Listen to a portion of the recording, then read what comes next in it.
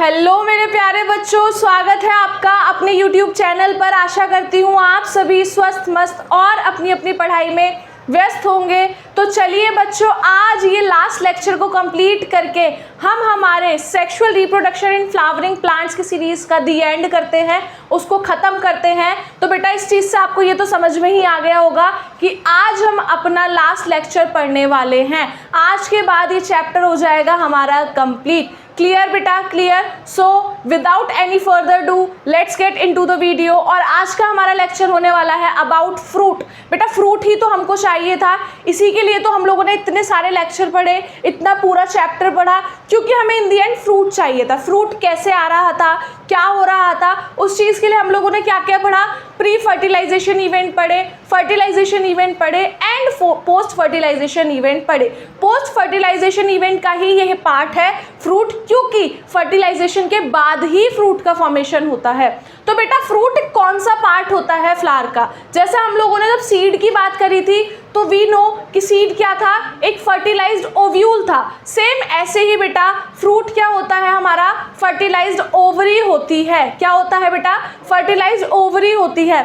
Just लेकिन कुछ cases में एक्सेप्शन है, वो हम आगे पढ़ेंगे, but most of the time the fruit is the fertilized ovary. जो ओवरी होती है, फ्लशी पार्ट होता है, वो क्या बनता है हमारा, फ्रूट बनता है। और ओव्यूल क्या बन जाता है बेटा, हमारा सीड बन जाता है फ्रूट के अंदर। Clear clear. स्टार्ट करते हैं। फर्टिलाइज ओवरी मैं बता चुकी हूँ। उसके बाद क्या था, फ्रूट हैज़ 3 लेयर्स। फ्रूट्स के पास बेसिकली बेटा 3 लेयर होती हैं। सबसे पहली जो लेयर होती है उसको पेरिकाप, मतलब बेसिकली फ्रूट की जो लेयर है वो पेरिकाप है। पूरा जो ऊपर वाला फ्लशी पार्ट है विच इज पेरिकाप, और इसके अंदर भी 3 लेयर्स डिवाइडेड रहती हैं, सब लेयर्स रहती हैं। The outer most layer is एक्सोकार्प। बेटा ये मैंगो है, मैंगो को मैंने ऐसे काटा है, काट के आपको यहाँ सीड दिख रहा होगा, ये इसका पूरा फ्लशी पार्ट है जिसको हम खाते हैं। And this one is the outer most layer जो येलोइश कलर की होती है। तो आउटर मोस्ट लेयर इज एक्सोकार्प। उसके बाद the middle one is mesocarp and the last one is endocarp. एक एक करके सबकी डेफिनेशंस पढ़ेंगे और क्लियर करेंगे चीज़ों को। एक्सोकार्प को हम एपिकार्प भी बोलते हैं। एक्सो और एपी दोनों का ही मतलब होता है बाहर की साइड, बाहर। तो बेटा एक्सोकार्प the outer most layer made up of epidermal cells. बेटा हमारी स्किन में भी एपिडर्मल सेल प्रेजेंट होते हैं, तो ये भी आउटर मोस्ट लेयर है। तो ऐसे ही ये जो आउटर मोस्ट लेयर होती है किससे मिलकर बनी रहती है, एपिडर्मल सेल्स से मिलकर बनी रहती है। और ज़रूरी नहीं है यहाँ पर मैंने मैंगो का डायग्राम बनाया तो सिर्फ मैंगो में, नहीं बेटा, हर फ्रूट की बात कर रहे हैं हम लोग। जिस फ्रूट को हम खाते हैं हम हर फ्रूट की बात कर रहे हैं जिसके पास सीड है। उसके बाद the next is mesocarp, the middle and edible layer of the fruit. मतलब ये मिडिल लेयर होती है जिसको हम खा सकते हैं, ईडेबल जिसको हम खा सकते हैं, लाइक दैट फ्लशी पार्ट, जो फ्लशी पार्ट रहता है। लाइक मैंगो आप लोगों ने देखा होगा, अगर आप ऊपर से पूरा का पूरा उसको छिलका उसका उतार दो, देन उसके बीच में जो पार्ट रहता है येलोइश पार्ट, वो क्या होता है, फ्लशी पार्ट रहता है जिसको आप खा सकते हो, ईडेबल पार्ट। तो वही होती है आपकी बेटा क्या, मीजोकार्प। क्या होती है, मीजोकार्प। बेटा मीजोकार्प वेरी कर सकती है डिफरेंट फ्रूट्स में, किसी में बहुत थिन हो सकती है, किसी में बहुत थिक हो सकती है ना। अलग अलग फ्रूट में अलग अलग साइज की मीजोकार्प होती है। इवन तो सेम फ्रूट में भी, अगर सेम फ्रूट भी अलग अलग है ना, लाइक एक मैंगो तुम अलग अलग वैरायटी के मैंगोज रख दो तो उसमें भी आपको मीजोकार्प वेरी मिल सकती है। ऐसा नहीं है मीजोकार्प उतना ही रहता है, फिक्स अमाउंट है, नहीं बेटा, mesocarp can vary from one fruit to another. Clear बेटा। चलिए start. The next is endocarp. Exocarp, epicarp, जिसको हम एक्सोकार्प भी बोलते हैं, एपिकार्प भी। देन हम लोगों ने मीजोकार्प पढ़ा। The last is endocarp. Endocarp क्या है, इनर मोस्ट लेयर, ये सबसे अंदर वाली लेयर है जो सीड से बिल्कुल टच रहती है। लाइक जब आप लोग आम खा लेते हो पूरा फ्लशी पार्ट, तो आम की गुठली के ऊपर भी कुछ रहता है ना, उसको आप खाते हो तो वो जो गुठली से एकदम अटैच्ड रहती है लेयर, उस सीड से बिल्कुल अटैच्ड लेयर रहती है, इज कॉल्ड एंडोकार्प। क्या बोलते हैं बेटा उसको, endocarp. And in the and last में क्या होता है, हमारा सीड होता है। क्लियर। होपफुली आपको ये तीनों लेयर क्लियर हो गई होंगी। उसके बाद बेटा टाइप्स ऑफ फ्रूट। फ्रूट के भी टाइप्स होता है बेटा, there are 2 types of fruit on the basis of their origin. वो कहाँ से आए उनके बेसिस पे 2 तरीके के फ्रूट होते हैं। आपको अभी मैंने स्टार्टिंग में बोला, लेक्चर की स्टार्टिंग में, कि कुछ एक्सेप्शन है, हर फ्रूट ओवरी से नहीं आता, कुछ एक्सेप्शन है, तो वही हमें यहाँ पर पढ़ना है। तो basically there are 2 types of fruit बेटा, true fruit and false fruit. True fruit मतलब सच्चे फ्रूट, सच्चे फ्रूट मतलब सच्चे फ्रूट उन्हें क्यों बोला गया है? क्योंकि वो वहीं से डेवलप होते हैं जहाँ से उन्हें डेवलप होना चाहिए, मतलब वो हमारे ओवरी से डेवलप होकर फ्रूट बनते हैं, इसीलिए उनको ट्रू फ्रूट बोला गया है ना बेटा। फ्रूट तो बेसिकली फर्टिलाइज्ड ओवरी ही होता है ना, तो क्योंकि ये फ्रूट्स ओवरी से ही डेवलप होकर फ्रूट बने होते हैं, that is why they are called true fruit. और बेटा जो ट्रू फ्रूट होते हैं उनके एग्जाम्पल्स मैंगो, ग्रेप्स एक्सेट्रा काफ़ी सारे फ्रूट्स हैं, क्लियर। लेकिन अगर हम लोग बात करें फॉल्स फ्रूट की, बेटा ये ज़्यादा इंपॉर्टेंट है हम लोगों को पढ़ने के लिए। अगर हम फॉल्स फ्रूट की बात करें तो फॉल्स फ्रूट कभी भी ओवरी से नहीं आएगा बेटा, ओवरी से नहीं आता फॉल्स फ्रूट। फॉल्स फ्रूट आता है बेटा थैलेमस ऑफ द फ्लावर से, थैलेमस ऑफ द फ्लावर। बेटा थैलेमस याद है आपको, the basal part of the flower, ऐसा कुछ था। अब इसके ऊपर यहाँ ये आपका फीमेल रिप्रोडक्टिव ऑर्गन, ये आपके male reproductive organ, and blah blah blah.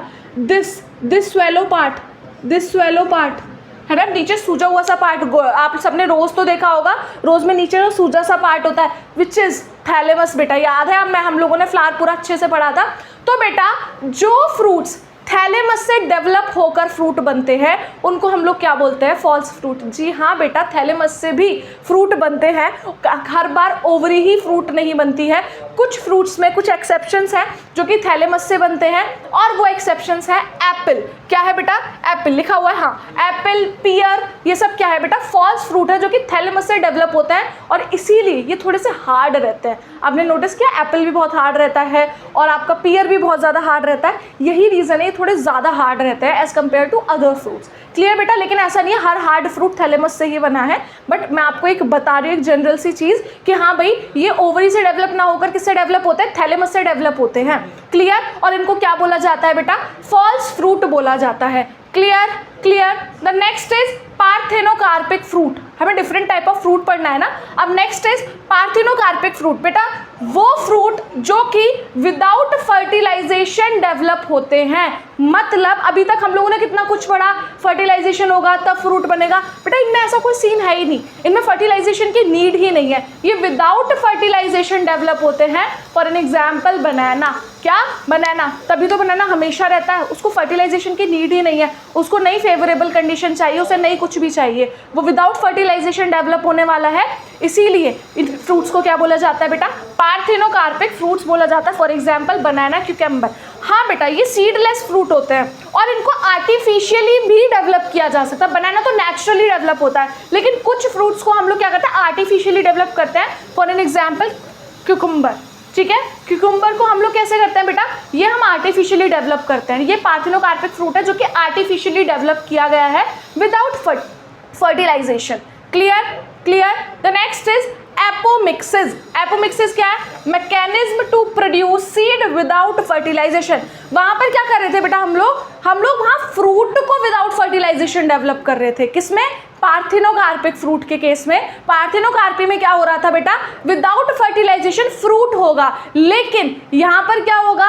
Without fertilisation seed को डेवलप किया जाएगा, इज नोन एज एपोमिक्सिस। यहाँ पर कोई फर्टिलाइजेशन नहीं होने वाला और सीड का फॉर्मेशन हो जाएगा, is known as apomixis. It is the form of asexual reproduction. Obviously कि इसमें भाई सीड तो बन रहा है लेकिन फर्टिलाइजेशन नहीं हो रहा, तो एसेक्सुअल रिप्रोडक्शन है ना, कि प्रोजेनी तो आगे एक्सटेंड हो रही है लेकिन कोई भी सेक्सुअली कनेक्शन नहीं बन रहा है, कोई भी फ्यूजन नहीं हो रहा है, कोई भी फर्टिलाइजेशन नहीं हो रहा है, लेकिन प्रोजेनी आगे बढ़ती जा रही है। तो ऐसे ही सीड का फॉर्मेशन करना without fertilization is known as apomixis, और ये एक असेक्सुअल टाइप ऑफ प्रोसेस है, असेक्सुअल काइंड ऑफ प्रोसेस है। क्लियर बेटा?